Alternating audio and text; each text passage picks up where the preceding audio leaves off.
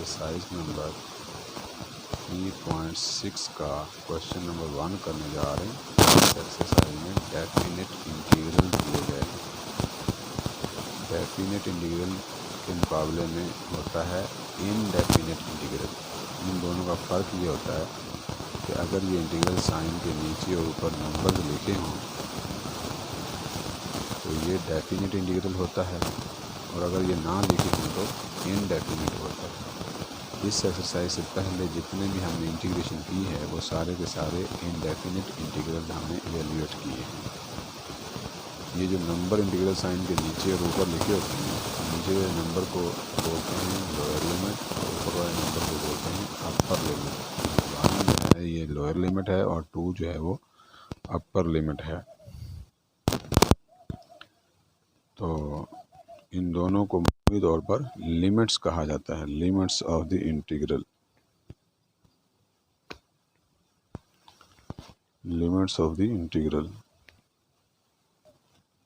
तो ये आसान काम है, कोई मुश्किल नहीं है। इसको डील करने के मुख्तलिफ स्टाइल हो सकते हैं लोगों के। मैं भी आपके सामने 2 तरीके पुट करूँगा, वो होगा एक ही, ज़रा से फ़र्क के साथ। तो देखते हैं इसकी तफसील। इसको हम जिस डेफिनेट इंटीग्रल को एवेल्यूएट करना है ना, उसको डी के इक्वल पुट कर लेते हैं। ये डी नाम रख रहे हैं डेफिनेट इंटीग्रल की मुनासिबत से। डेफिनेट का पहला स्पेलिंग डी है, और डी इक्वल टू 1 और यहाँ पर 2 x square plus 1 D x. तो ये जो लिमिट्स होती हैं अगर ये उतार दी जाएं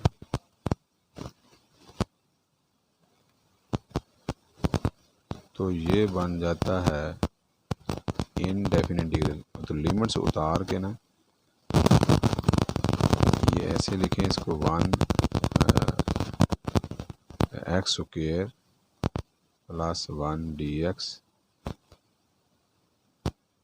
तो वो जो लिमिट्स उतारी थी ना, इस पूरे इंटीग्रल को स्क्वायर ब्रैकेट्स में बंद करके तो वो लिमिट्स आपने यहाँ और यहाँ लिख देनी। जो इंटीग्रल साइन के ऊपर थी वो ब्रैकेट के नीचे ऊपर लिख देनी।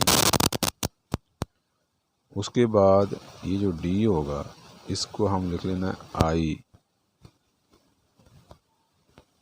ये स्क्वायर ब्रैकेट्स के अंदर जो कुछ है ये एक इनडेफिनिट इंटीग्रल है, इस मुनासिबत से इसको हम आई कह रहे हैं। इस इक्वेशन का नंबर 1 रख लीजिए। यहाँ लिखिए where I is equal to integral x square plus 1 D x. अब इसकी हम इंटीग्रेशन करेंगे बिल्कुल सिंपल वे में।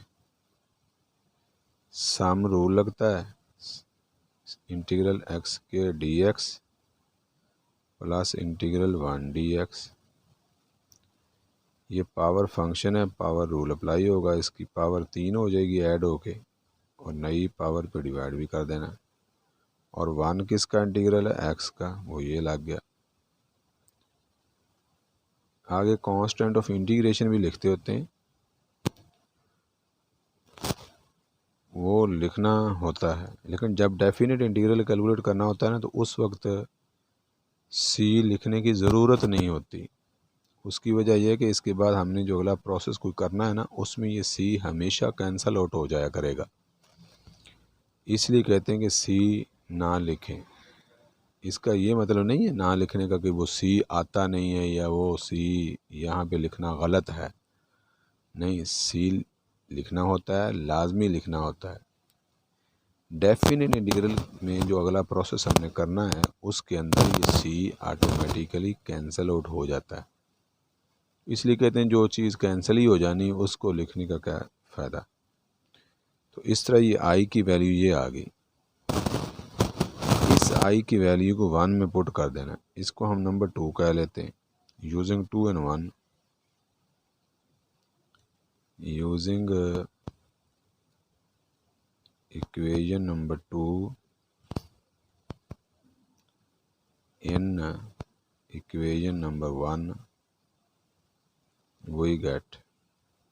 देखो हमने सिंपल उसी तरह इंटीग्रेशन की है जैसे पहले करते आ रहे थे। तो ये बन गया डी इक्वल टू, जहाँ इक्वेशन 1 में आई लिखा हुआ था, आई की जगह ये आ जाएगा x cube over 3 plus x, ये लिमिट्स हैं साथ। तो अब ये करना है डेफिनेट, अगला प्रोसेस इंटीग्रेशन कर ली। अब अगला प्रोसेस ये करना है, ये जो ऊपर वाली अपर लिमिट होती है ना, ये पहले इसके अंदर पुट करनी है। जहाँ जहाँ वेरिएबल है वहाँ वहाँ ये 2 लगाते जाना है वेरिएबल की जगह पर। जस्ट ये देखें 2x की जगह 2 लगाया, इसकी पावर 3 है x की, तो लिहाजा 2 की भी लगेगी 3, नीचे 3। ये ब्रैकेट ऐसे ही रहने दीजिए।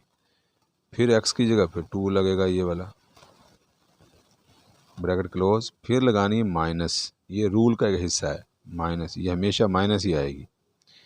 फिर आपने यहीं पर जहाँ 2 लगाया था वहाँ 1 लगाना है, ये नीचे वाला नंबर 1 क्यूब ओवर 3 प्लस 1। आप बस इसको सिंप्लीफाई करना है और कुछ नहीं। 2 रेज़ टू पावर 3 होता है 8 over 3 plus 2 minus 1 over 3 plus 1।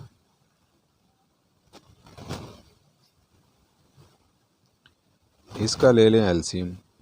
जब एलसीएम ले लेंगे इसका उसका, तो ये इन ब्रैकेट्स की ज़रूरत नहीं रहेगी। 3 8 प्लस 6 माइनस 3 एलसीएम 1 प्लस 3, तो ये बन गया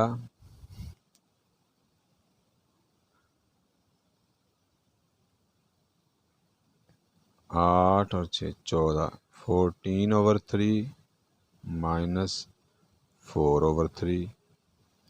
तो एलसीएम जब लेंगे इसका, ये बन जाएगा 14 माइनस 4।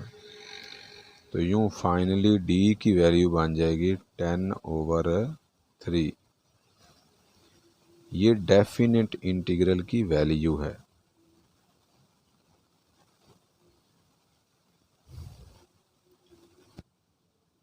तो ये आ गया आंसर। अब मैं थोड़ा सा एक्सप्लेन करता हूँ, ये सी कट कैसे जाता है। वो यहाँ रफ वर्क होगा, अगले पेज पे रफ वर्क करते हैं।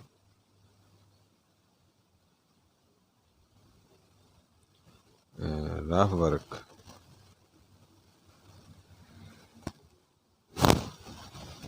To explain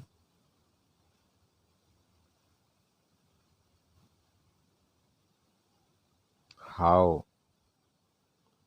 C cancels out during definite integral.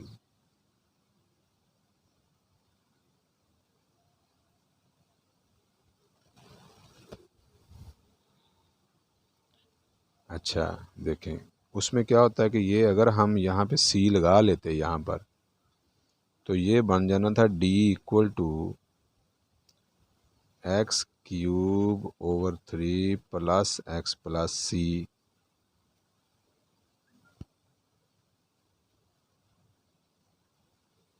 अब जो हमने पुट करना है वो तो पुट करना है वेरिएबल की जगह पर। देखिए अब 2 क्यूब हो गया ओवर 3 प्लस 2 और C रहना है ऐसे ही माइनस। अब हमने x की जगह 1 लगाना है, 1 क्यूब ओवर 3 प्लस 1 C फिर वैसे ही, क्योंकि हमने जो नंबर पुट करना होता है वो सिर्फ वेरिएबल की जगह पुट करना होता है। अब देखें ये बन जाएगा 8 ओवर 3, ये बन जाएगा 2, ये बन जाएगा C, यहाँ 1 ओवर 3 माइनस 1 माइनस C। तो ये देखें ये C हमेशा कैंसल आउट हो जाया करेगा, और यहाँ फाइनली जो आंसर इसका 10 ओवर 3 आ जाता है। उसकी तफसील करने की ज़रूरत नहीं है क्योंकि हमने पहले कर ली है। ये 10 ओवर 3 हो गया।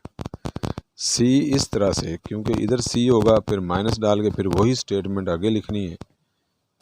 सी में कुछ सी पुट नहीं होनी, सी कांस्टेंट है, हमने जो नंबर पुट करने वो तो सिर्फ वेरिएबल की जगह होने हैं, लिहाजा सी रहेगी। तो पहले सी प्लस फिर अगला सी, वो इस बीच वाली माइनस की वजह से माइनस हो जाएगा, तो ये माइनस का सी और ये प्लस का सी हमेशा कैंसल आउट हो जाया करेंगे।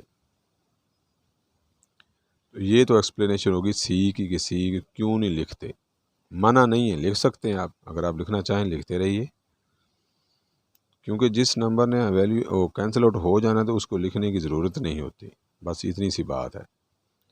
अब हम एक और स्टाइल अपनाते हैं कुछ माहिरीन, ये मैंने आई का नाम रखा है इसका, तो वो ऐसे नहीं करते। अदर वे, वो क्या कहते हैं जी, डी कोई नाम, चलो डी अगर रख भी लिया है फ़र्ज़ करो, चलें ठीक है, नाम का कोई नहीं, नाम रखना चाहें रख लें, नहीं रखना ना से। मैं ये समझता हूँ कि इस तरह ज़रा आसानी रहती है। तो अब ये इसी तरह वो इसको इंटीग्रेट करते हैं, x cube over 3 plus x, और साथ ही यूँ आके लिमिट्स लगा देते हैं, ना कोई आई का झंझट नहीं। लेकिन ये मसला ये होता है कि मैंने आई क्यों लगाना शुरू की, बीच में कुछ ऐसे इंटीग्रल्स आते हैं कि वो इसी तरह पहले ही स्टेप में इंटीग्रेट होना उनके लिए नामुमकिन होता है, फिर वहाँ पर लाजमी आई लिखने की ज़रूरत पड़ती है। तो इसलिए मैंने सजेशन दी, या ये मैं मशवरा दे रहा हूँ स्टूडेंट्स को, कि हमेशा ही आप आई रख लें, लिमिट से उतार के ना इंटीग्रल साइन से वो बड़ी ब्रैकेट के साथ लगा दें, और लिमिट्स के बगैर वो इंटीग्रल सारा लिख दें और उसका नाम आई रख लें। फिर आई को आराम से कैलकुलेट करें, जैसे भी होता हो, वो सादा सा हो पेचीदा सा हो, जैसा भी आई कैलकुलेट कर लें सी के बगैर ही, वो वहाँ वापस पुट कर दें और फिर लिमिट्स लगा दें। लिमिट्स लगाने का मतलब है कि पहले अपर लिमिट वेरिएबल की जगह पुट कीजिए, फिर माइनस लगा के लोअर लिमिट जो है वो वेरिएबल की जगह पुट कीजिए, फिर उसके बाद ये सिंपल एक नंबर होंगे, सादा सादा सी सिम्प्लिफिकेशन हो सकती है, कहीं कहीं पेचीदा भी हो सकती है। तो बहरहाल उसी को इवेल्यूएट करना होता है, और जो भी नंबर नीचे आ जाए वो बस वो आंसर होता है, वो डेफिनेट। जैसे हमारा डी = 10/3 आया, तो वो इसको इसी तरह आगे 2^3 जमा 2, फिर तफरीक लगाते हैं, अगला वही प्रोसेस है।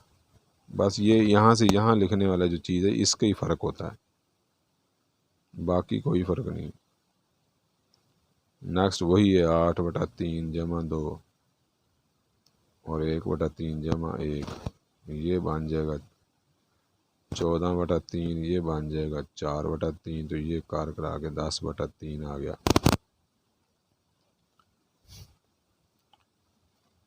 वो ज़रा जो मैंने किया थोड़ा सा फॉर्मल वे है, हर स्टेप की वजाहत के साथ है, ये भी कोई मुबहम नहीं है, लेकिन अलग अलग माइंड होता है बच्चों का, जिसको जौन सा इजी लगे वो आप कर सकते हैं। ये मैंने जो रफ वर्क लिखा हुआ ना, ये सिर्फ आपको समझाने के लिए, ये क्वेश्चन का हिस्सा नहीं है, ये तो आपको ये समझाने के लिए कि ये सी क्यों नहीं लिखते और वो कैसे कैंसिल आउट हो जाता है, इसलिए ये क्वेश्चन का हिस्सा नहीं है जिसको मैंने यूँ बाउंड्री लगा दी है, और ना ही क्वेश्चन यहाँ मुकम्मल हो गया था, ये कंप्लीटेड क्वेश्चन कंप्लीट। ये एक और दूसरा मेथड जो अडॉप्ट किया था वो वाला, और ये सी की एक्सप्लेनेशन है। अगर वीडियो अच्छी लगी हो तो लाइक कीजिए और शेयर तो हर हाल में कीजिए, और चैनल को सब्सक्राइब भी कर लीजिए,